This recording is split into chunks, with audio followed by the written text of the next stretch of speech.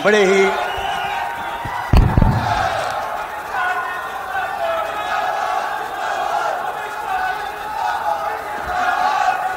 मेरे साथ बोलिए, भारत माता की।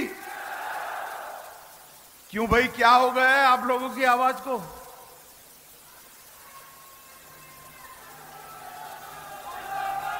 सवाई माधोपुर गंगापुर वालों की आवाज ऐसी होगी क्या?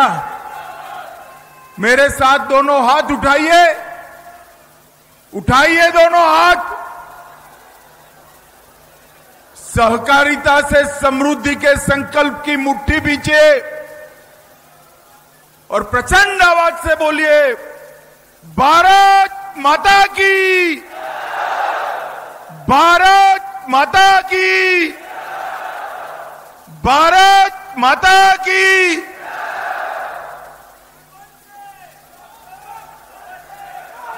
मंच पर उपस्थित लोकसभा के अध्यक्ष और राजस्थान के ही धरतीपुत्र श्रीमान ओम बिरला जी, इफ्को के चेयरमैन श्रीमान दिलीप सांघानी जी,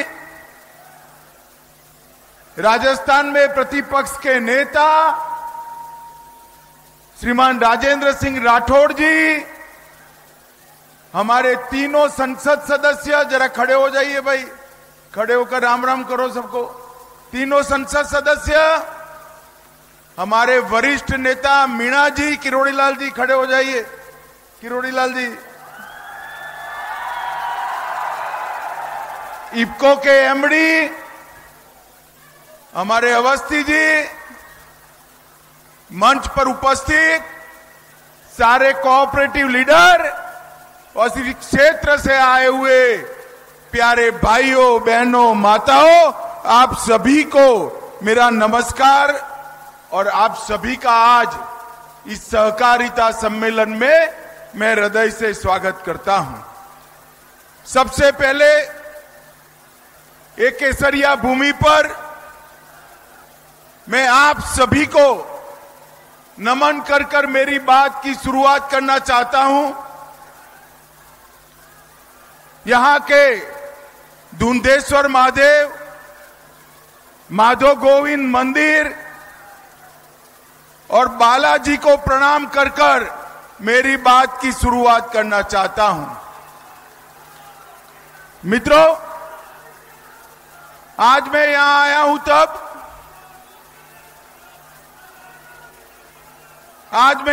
हूं तब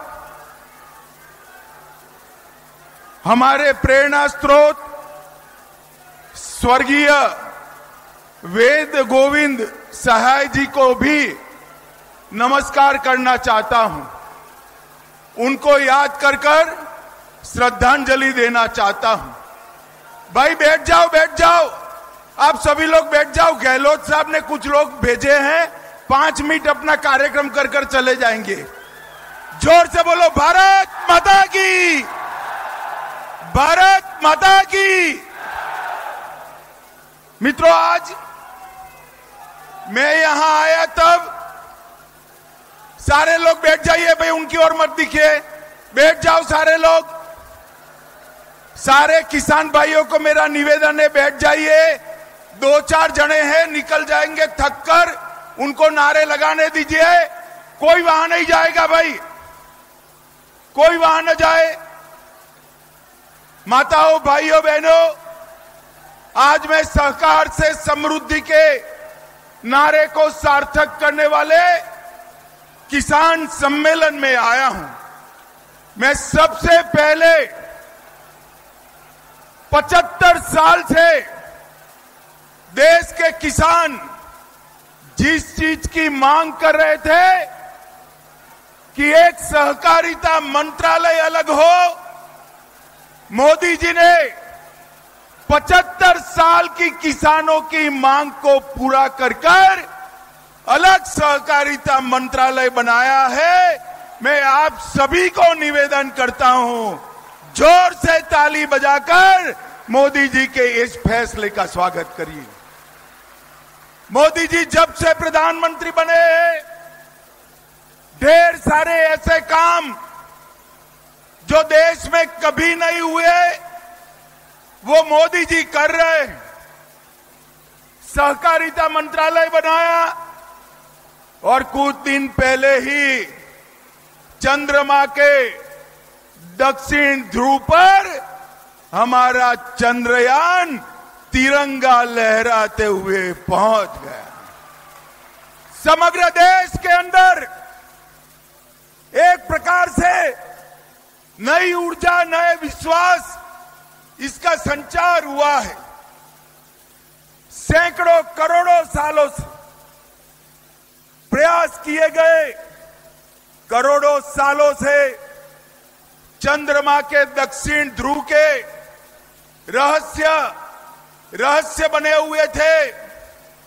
दुनिया का कोई देश वहां नहीं पहुंच पाया।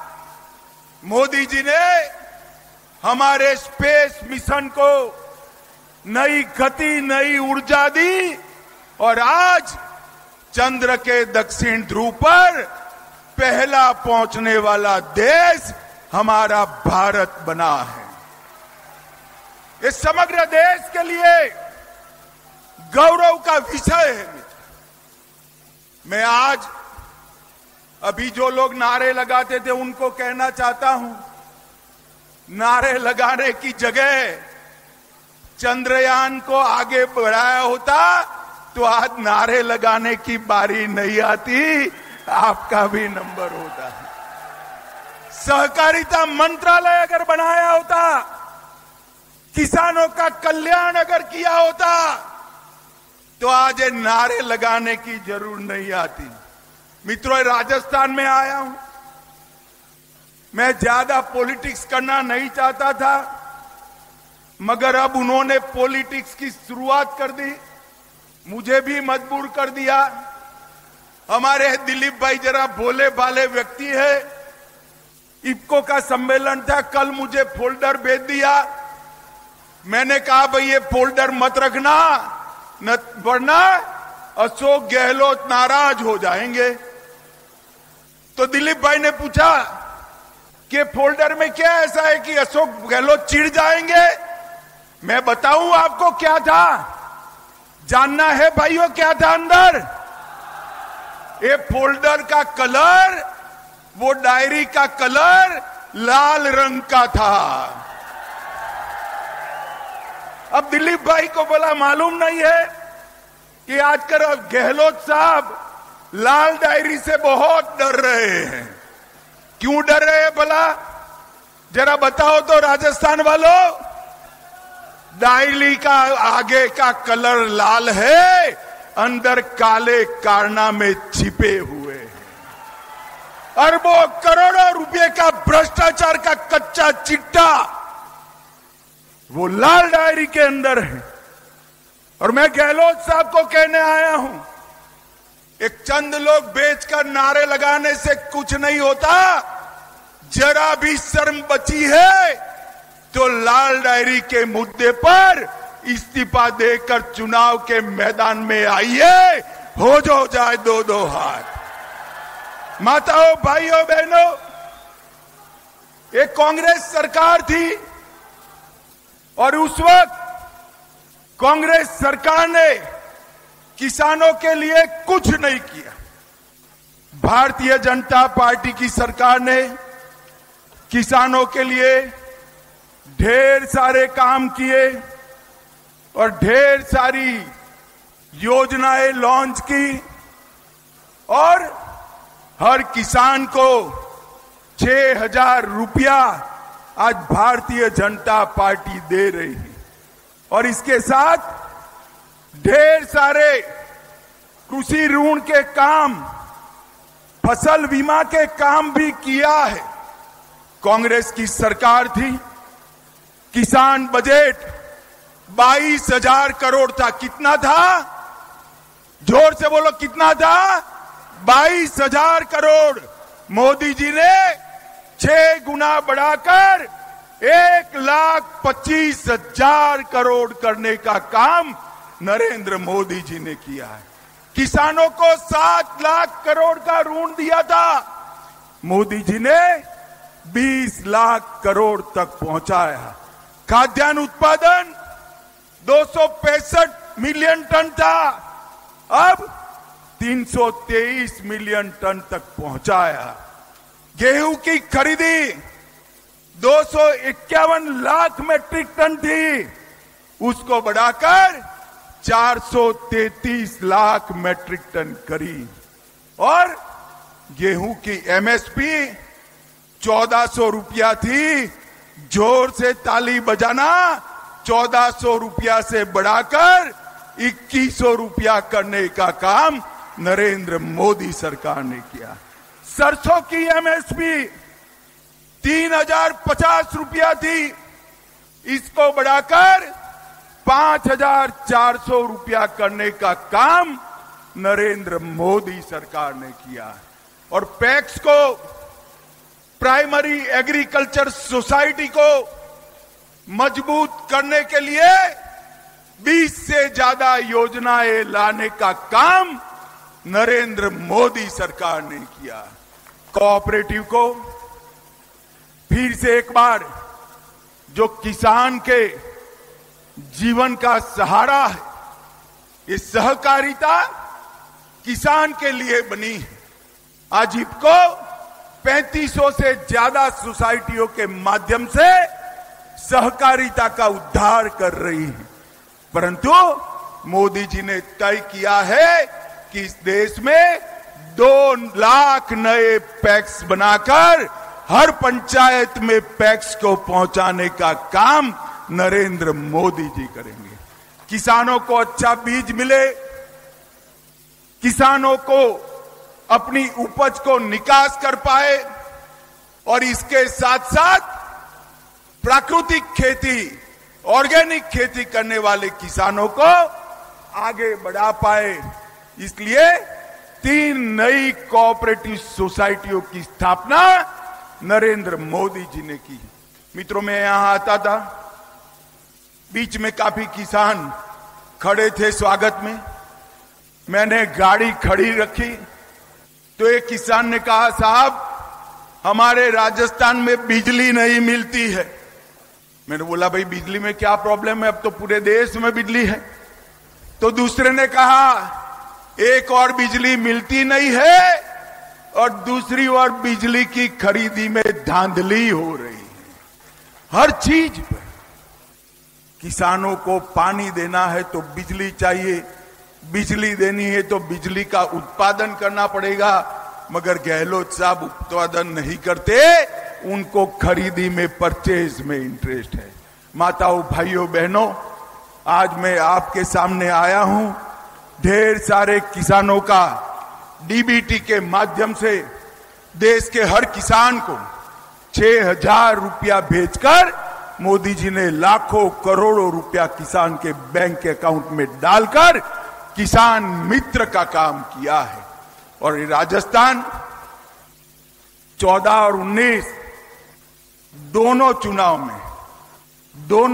में एक बार 55-55% और एक बार 61% वोट देकर सारी की सारी सीटें मोदी जी के झोली में डाली है। डाली है या नहीं डाली है भाई? अरे जोर से बोलो, डाली है या नहीं डाली है? 24 में चुनाव आ रहा है। मैं पूछने आया हूं सारे किसान भाइयों बहनों को, 24 में फिर से मोदी जी को प्रधानमंत्री बनाना चाहते हैं या नहीं चाहते हैं? जो चाहते हैं जोर से हाथ ऊपर कर नारा लगाए, चाहते हैं या नहीं चाहते हैं? अब 24 के पहले, अरे सुन लिया यार, जोर से लगाओ जरा।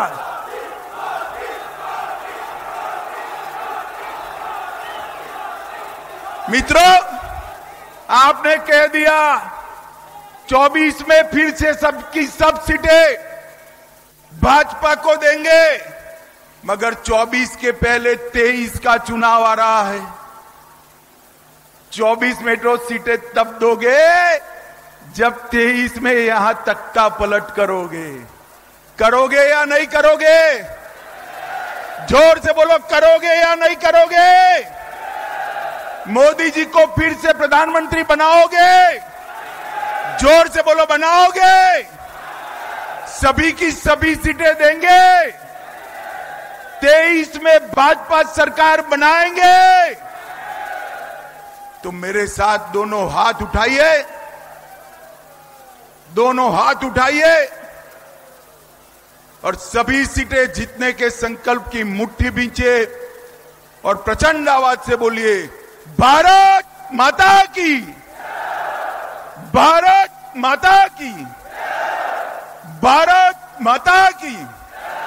अंत में मैं एक बात कहता हूं, घर में कोई भी डायरी हो उसका कलर लाल मत रखना, गहलोत जी नाराज हो जाएंगे। समझ गए ना? लाल डायरी का कलर मत रखना। मेरे साथ बोलो, वंदे वंदे वंदे। अभी आपने बहुत ही प्रेरक, बहुत ही प्रभावशाली और बहुत ही प्रेरणा से ओतप्रोत, ओज से परिपूर्ण एक उद्बोधन सुना जो सभी के लिए प्रेरक है। हम सभी उसको संबद्ध करते हुए अपने माननीय लोकसभा अध्यक्ष को भारत माता की।